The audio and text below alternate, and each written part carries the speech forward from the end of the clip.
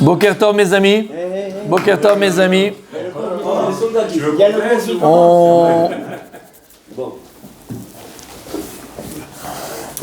Comme tous les matins, on ne peut pas ne pas avoir de pensée pour tous les soldats qui sont tombés, pour leurs familles, pour nos frères, Mamash. Au moins une pensée pour tous ceux qui tombent, pour tous ceux qui se battent pour le peuple juif. En Israël et Chutz Laaretz. Gdoshei Elyon, tous ces soldats qui tombent, Mamash des saints, pas chose des saints. Des saints. Ils se battent pour le peuple juif, ils se battent pour Akadosh Baruch Hu, ils se battent pour la Torah, ils se battent Mamash. Comme j'ai dit, peut pas être de pierre et comme si de rien n'était que la vie continue. On peut pas, c'est pas possible. Donc voilà, au moins chaque chose que l'on fait, chaque bracha qu'on va faire, chaque étude de la Torah, soit une nishmatam, même s'ils sont dans des endroits déjà très très élevés, puisqu'ils meurent le Kiddush Hashem. Mais voilà, que le sceau de la Torah pour leur famille, qu'Hachem il console, Bémet, les parents, les frères, les sœurs, toute la famille, les oncles, les tantes, les cousins, c'est des mondes entiers qui s'écroulent. Les femmes, les enfants. Les femmes et les enfants, c'est des bébés. C'est des jumeaux, celui qui est nifta il n'y a pas longtemps, c'était des bébés, même pas 11 mois les deux. Des jumeaux, ils n'ont pas connu leur père pratiquement. Et voilà, il faut savoir qu'ils se battent pour nous, Bémet, et à nous de leur rendre un minimum. Mamash, un minimum. Alors on y va, messieurs. On va préparer aujourd'hui, demain. Et c'est ça la vie. Ton aujourd'hui prépare ton lendemain. D'accord ? Bien fait. Alors qu'est-ce qu'il y a demain et ce soir en vérité ? Ce soir, n'oubliez pas, 7h15, venez nombreuses et nombreux. Adlakat Nerot, Berov Am, Sougeniot, pizza et un magicien qui vient de très très très loin. Il a un décalage horaire de 8h pour vous dire quand il va arriver. Décalage horaire de 8h, d'accord ? Herzliya, c'est très très loin, ok ? Donc messieurs, venez avec les enfants, les femmes, d'accord ? Les grands-parents, la belle-mère. Il y aura, amenez vos belles-mères. Parce qu'il fait un coup de disparaître. Voilà. Il y a un truc où il fait disparaître le candidat. Si on peut négocier, il le. Ça, c'est avec la femme, Tzadik. Ça, c'est avec l'épouse. D'accord ? Ou l'époux, on verra. Avec un bandeau sur les yeux. En tout cas, pour la belle-mère. Laurent, ça met du cœur. Contre les belles-mères. D'accord ? On peut essayer de négocier qu'il ne la fasse pas revenir. Bon. Et c'est enregistré, hein ? Messieurs, ce soir, c'est un grand soir. Ce soir, c'est un grand soir. Lama, on arrive au 8e jour de Hanouka et c'est appelé dans le jargon de la Chassidoute Zot Hanouka. Zot Hanouka. Qu'est-ce qu'il a de particulier ce jour extraordinaire du 8e jour de Hanouka ? On va juste voir, parce qu'on n'a pas le temps, on doit faire la Gemara, il y a un Tosfot qui nous attend, Rachid nous attend, on a la Gemara à terminer, à commencer surtout. Donc là, on va voir une facette, une grandeur de ce jour qui s'appelle Zot Hanouka, le 8e jour. Le 8e jour, la 8e bougie de Hanouka. Et il dit comme ça le Bnei Issachar.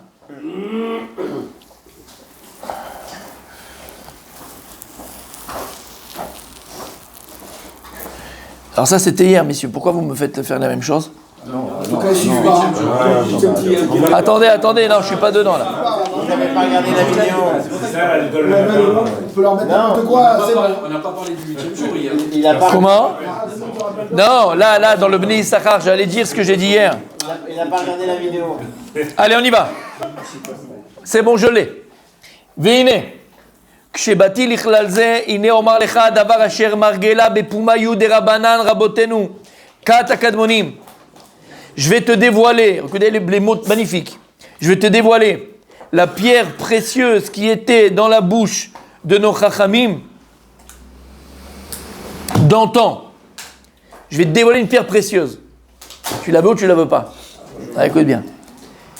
Asher bechanouka, yesh makom leorer pkudat akarim ve'akarot kinyan Rosh Hashanah.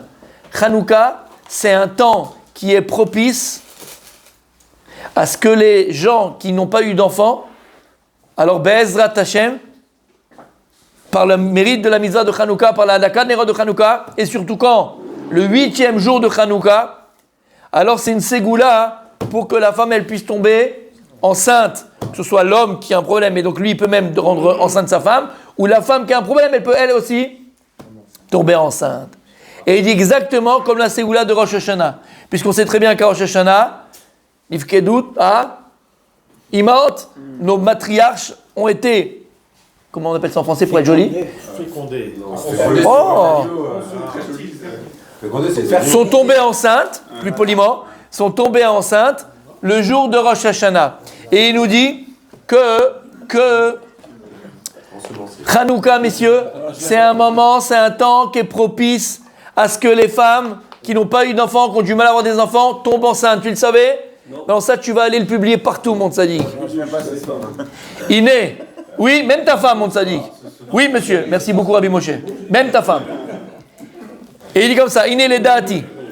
Ikar Einyan, Ikar Asigula, Bayam Acharon.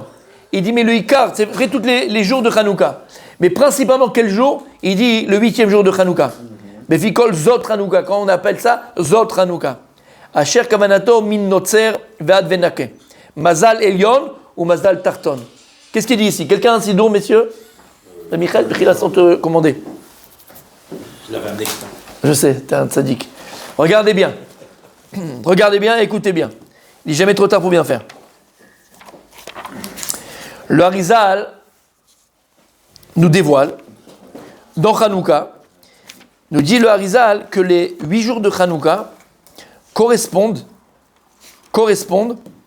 aux 13 attributs de foi.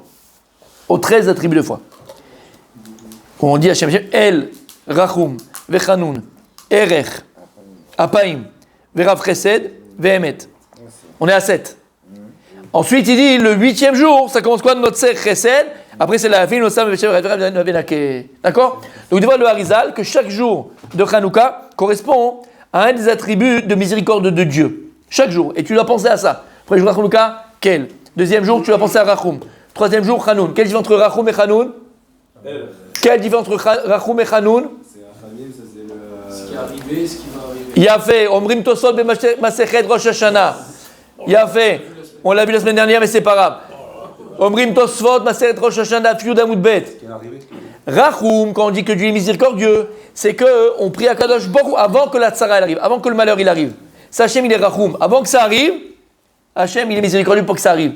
Hanoun, c'est quand on est dans la mouise. Quand on est déjà dans le problème, là Hachem il nous rend grâce. Rachum c'est avant, Hanoun c'est pendant. Ok? Et il dit donc, le 8e c'est quoi? Notzer Chesed. C'est quoi Notzer? Yetzira. C'est la création, créée. Donc il dit le Harizal, le Bnei Issachar, selon ce que nous enseigne le Harizal, que les 8 jours de Hanouka correspondent aux 13 attributs de miséricorde que tu vas venir dans ta maison, chez toi, dans ta voiture, dans ta chambre à coucher, tu vas l'amener dans ton travail, dans ta vie à toi, de tes enfants, ta grand-mère, ton grand-père, toute la famille. Le 8e jour correspond à quoi? À partir du 8e, Notzer, Chesed, la fin, Notzer, avant, Vafesha, Vechatenake. Notzer, c'est quoi? C'est Yetzira. C'est pour ça que le 8e jour, il est encore plus propice à quoi? Yetzira Tablad, à créer quoi? Le bébé, puisque c'est quoi le 8e jour, la Mida de miséricorde, Notzer. Et donc, c'est pour ça que le 8e jour de Hanouka, Hanouka, c'est un jour qui est propice à ce que les femmes qui sont stériles ou les hommes qui sont stériles, à tomber enceinte ou mettre enceinte. Parce qu'on sait qu'il y a 3 choses. Bne, les enfants, donner naissance à des enfants, avoir des enfants. Chaye, la vie. Muzone, la parnassa, ne dépend pas du srout, et là, elle dépend du mazal. Et mazal, sans vouloir rentrer dans les détails, parce qu'on a un tosfot à faire et une mara à finir, mazal, il dit le Baal Shem Tov, c'est quoi mazal? C'est quoi mazal? Mazal, nous on traduit par, c'est la chance. D'accord? Mazal, c'est une traduction. Omer à Baal Shem Tov, mazal, c'est olam. Mazal, c'est un monde. C'est un monde qui s'appelle mazal. Et ce monde du mazal, combien il y en a dessus? 7, on est à 7, Sheva Olamot. En vérité, au-dessus de tous ces Olamot-là, il y a un monde que Dieu il a créé, qui s'appelle Mazal. Il dit le Baal Shem Tov, qu'est-ce qu'il a de particulier ce monde-là qui s'appelle Mazal? C'est quoi les 7? C'est les 7 jours de la semaine. Et c'est quoi les 7 jours de la semaine? C'est Teva, c'est la nature. La nature, dans la nature, des gens qui sont petits, des gens qui sont grands, des gens qui sont intelligents, des gens qui sont bêtes, des gens qui louchent, des gens qui louchent pas, des gens, d'accord, chacun avec la nature, il a sa couleur de peau, la couleur de ses yeux, d'accord, il a son lot, comme tu vas dire, exactement, sa pochette surprise. Ça, c'est Olam à Teva. Tu plantes un chou, tes tomates, tu vas les arroser, il va pousser une tomate, d'accord, tu lèves le matin, ça met une semaine, un mois, 3 mois, ça dépend ce que tu vas planter. Ça s'appelle Olam à Teva, le monde de la nature. Et dans le monde de la nature, il y a des riches, il y a des pauvres. Dans le monde de la nature, Rabbi Michael, il y a des gens qui sont stériles, des gens qui ont des enfants, Baruch Hashem. Et c'est le monde de la nature. Ça, c'est quand tu es soumis, exactement, de la physique et de la matière. Ça, c'est quand tu es soumis aux 7 jours de la semaine. Aux 7 jours de la semaine. Omer Abba Shem Tov, Yesh Olam, il y a un monde au-dessus de ces 7 jours-là de la semaine. Il s'appelle Olam HaMazal. C'est le monde du Mazal. C'est un Olam. Et il dit, c'est pour ça qu'il dit le Baal Shem Tov, Yesh Tzadikim. Il y a des Tzadikim qui sont capables d'élever l'âme de la personne qui vient les voir au monde du Mazal. Et dans ce monde du Mazal, c'est plus le 7e. Donc c'est le quel jour? C'est le 8e. Et c'est quoi le 8? C'est quoi le 8?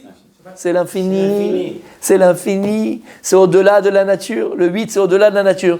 Donc il ne peut pas tomber enceinte. Mais je ne vais pas tomber enceinte. Il n'y a plus de mniote là-bas. Il n'y a plus de teva. Il n'y a plus rien de naturel. Il n'y a plus rien de naturel. D'accord? Tu étais en bas des caniveaux, tu gagnes l'auto le lendemain matin. T'es machin. C'est olam. C'est un olam, c'est un monde. Et il dit, c'est pour ça, Bemazalat aliyamilta. Ces 3 choses-là, on peut les changer, on peut les transformer. Et combien on a connu, même autour de nous, même des gens très proches, qui n'avaient pas d'enfants pendant 15 ans, 20 ans, 30 ans, et après 25 ans, 30 ans, ils ont eu des enfants. Les médecins, ils ont dit c'est mort, il n'y a rien à faire.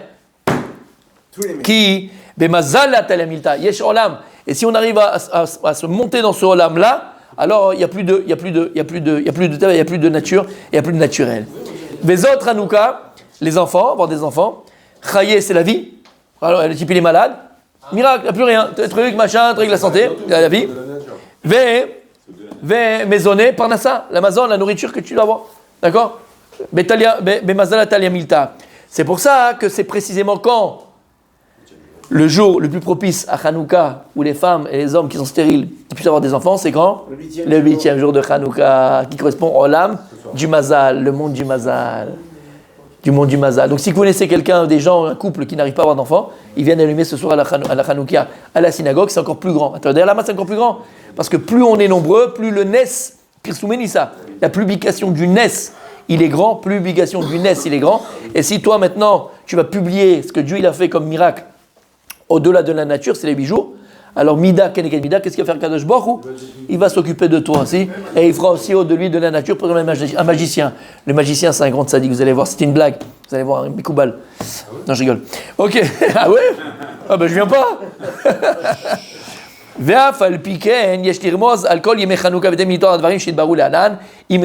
Donc, ok. Et il dit, c'est pour ça qu'il arrive au Omer Lecha, Kaet Matatiaou.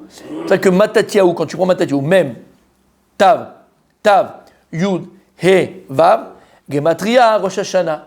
Tu vois qu'il y a un remez entre Rosh Hashanah, où c'est un jour où tous nos imaot, nos matriarches, sont tombés enceintes, et le jour de Hanouka. Alors, Bezrat Hashem, c'est que c'est un couple, Bémet.